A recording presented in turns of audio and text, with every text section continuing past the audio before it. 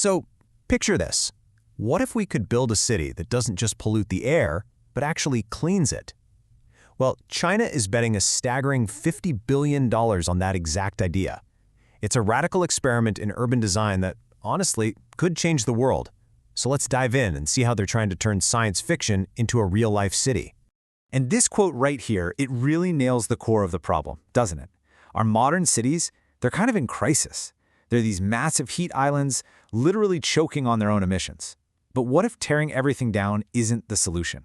The architects behind this whole project are saying we just need to completely rethink what a building can even do. So, what's their big idea? Well, they're calling it the vertical jungle. And I want you to imagine a city that literally breathes. One that works less like a cold, gray machine and more like a thriving, living ecosystem. This really shows you the fundamental shift in thinking we're talking about.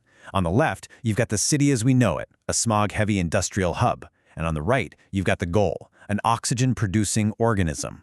It's a complete 180, right? Moving from a city that just consumes to one that actually regenerates.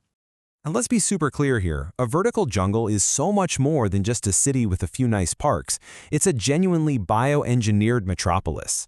We're talking about the architecture itself, the skyscrapers, the apartment blocks. They're all designed to work together as one enormous lung for the planet. Okay, that sounds incredible, like something out of a sci-fi movie. But how in the world do you actually engineer a building to breathe? How do you make steel and concrete come alive? Well, it all starts with this number, 40,000. Just think about that for a second. What could 40,000 of anything possibly have to do with building a single city? The answer? 40,000 trees. And no, we're not talking about a park down on the ground. We're talking about trees that are integrated directly into the sides of the skyscrapers, turning the whole city's skyline into a literal forest. The engineering here is just wild. First, you have to design the tower kind of like a skeleton. From there, you engineer these special cantilevered balconies, and they have to be crazy strong to support the weight of full-grown trees. Then, of course, you need a super advanced irrigation system to keep that whole vertical forest alive. And when you put it all together, boom, a static building becomes this living, breathing, oxygen-producing machine. And look, this isn't just some architect's daydream on a computer. This is real. It's happening right now. The very first real-world example is Liuzhou Forest City, where this radical idea is actually being built. But you know, pioneering a new kind of future, it's not cheap.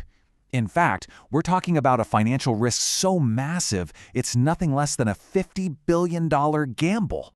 Yeah, $50 billion. That is the kind of money we're talking about for this atmosphere scrubbing experiment. It's a number so huge it's almost hard to wrap your head around it. And that really brings us to the big question, right? Is this the price we just have to pay for a livable planet? Or is it an impossibly expensive bet that might not even pay off? But for the creators of this project, the goal absolutely justifies the price tag. And listen, their ambition isn't just about making one city look a little prettier or have slightly cleaner air. They're thinking way, way bigger. They want to create a model that can literally help scrub the atmosphere and stabilize the entire global climate. So let's say it works. Let's say this massive $50 billion gamble actually pays off. What does that mean for the rest of us? Could this really be a brand new model for the entire planet? Well, here's the thing. The results are already starting to come in. Get this. Liuzhou Forest City is now considered the world's first fully realized carbon-negative urban center.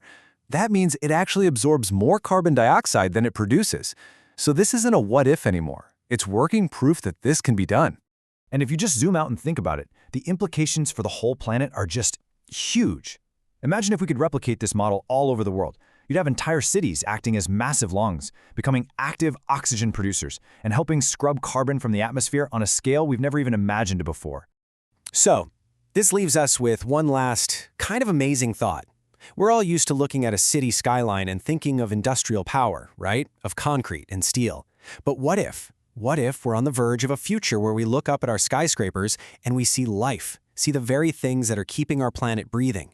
Could our concrete jungles really become the green lungs of our world?